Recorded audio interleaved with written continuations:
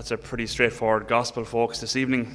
It's a message really important for the time for us to hear every now and again. Before I went to seminary, as most of you know, I worked in a petrol station at home, and for the 5 years when I was in college. And I remember this one guy. He used to drive the definition of a banger, and I mean a banger of a car. The car had no bumper, one seat, one driving wheel. I suppose it would be only one driving wheel, in fairness, in the car. But you get the picture anyway. It was a definition of a banger he used to come into the shop in. And I remember, and this guy was really, really wealthy. I mean, he was up there with the top of them in terms of wealth. And when he used to come to pay for fuel, he'd have loads of little pennies in a single bag, which is all fair enough and good. It's all well enough. And he'd count them out one by one while the queue was growing longer and longer behind him. He used to get really annoyed when the petrol, when he's putting the petrol in the car, it might go over 1 or 2 cents. That really did him demented. And he used to look at me as if it was my fault, as if I put the prices on the pumps. I didn't, of course. But the worst of it, he used to kiss the 1 cent as he gave them to me. Literally kissed them and go, "Goodbye there now," and give it in. Literally, he did that over and over again, not just to me, but to all the shopkeepers at the time. No word of a lie. You know, folks, it's impossible for me not to think of that when hearing the gospel this evening. That's why, I'm always amused as to so many people who acquire as much wealth as they possibly can, but they spend none of it at all, not a single cent. If they have to, it's with great pain, as this guy definitely had. And it's like in the countryside, look at land is literally a god to so many farmers. See, the whole time at home, land is like a god to farmers, as if they're going to live forever and take the land and every bit of few bob they have with them into the grave. It's not going to happen. And like in the cities, in the urban areas, a lot of people's houses are full of stuff, full of trinkets and all sorts of crammed, but many of them gaudy kind of items. I mean, folks, don't get me wrong. We all have passions. We all have wants and likes in this world of certain things. But when they start to take over here, we're in trouble, in serious trouble. I mean, Christ is really clear this evening, warning us that no one can be the slave of two masters. You're either going to hate the first and love the second, or you're going to treat the first with respect and the second with scorn and hatred. As he says, you cannot be the slave of both God and of money. See, folks, when things creep into our hearts when we ignore God, when we ignore faith in Jesus Christ. And it's amazing what desires, some good and some not so good, and the ones we have in life very quickly become addictions in our lives. We become slaves to things that we think we love. I'm thinking of, obviously, money, land, trinkets, new age spiritualities, holidays, exercise, sport, internet, social media, watching weirdos on YouTube, animals, drugs, alcohol, constantly wanting to organize stuff, can't sit down the whole time, sex, careers, studying, wanting more knowledge of this, that, and the other, work.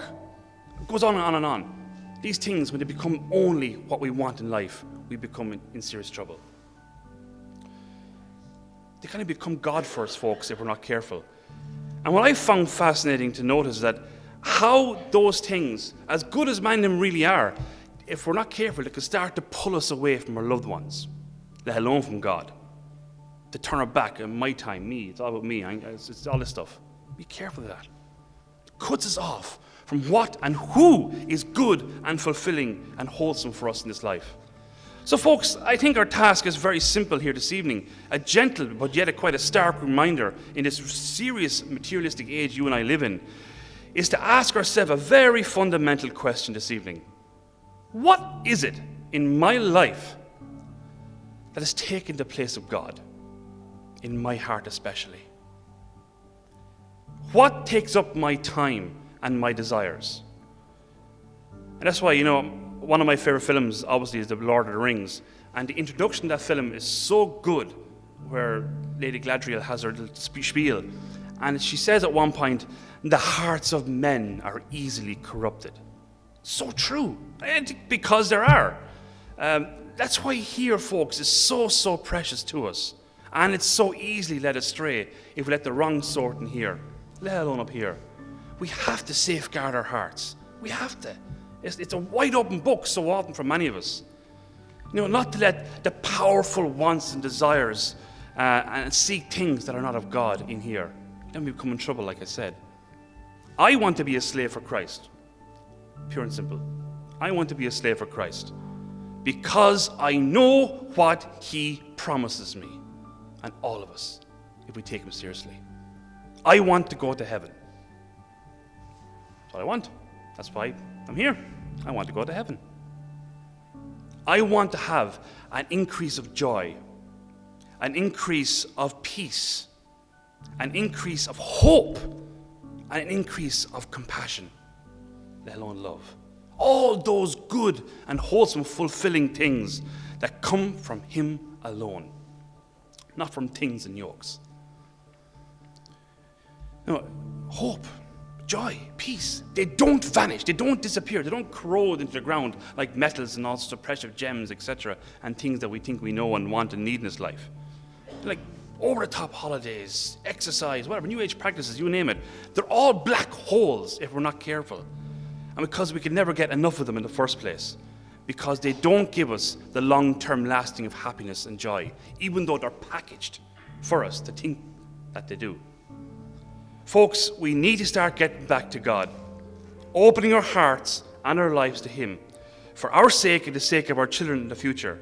Because the hearts of men and women around this world are extraordinarily restless, as we all know, because we have stopped seeking what is true about Jesus Christ and the Lord. Our world has a great many things that have gone astray, are completely off kilter. The loss of reality is really, really serious and points to something drastically wrong. All because our hearts have a desire for things in this world only, forgetting what comes next when we close our eyes for the last time in this world. We have to start living again as if God exists, because He does. As St. Paul says in our second reading this evening, there is only one God and one mediator between us and Him, and that is Jesus Christ, who sacrificed Himself on a cross for you and me, to give us a freedom from the things that enslave the human heart, that pull us away from each other and away from God. Christ is the only one who can fill us for what we actually need in this world. And that's why I'm asking you here this evening, and anyone online or hearing my voice this night, to turn back to Christ. Turn back to the Lord who is on the cross for you, that you may have freedom from whatever enslaves you. Folks, at the end of the day, our hearts are made for God, nothing else.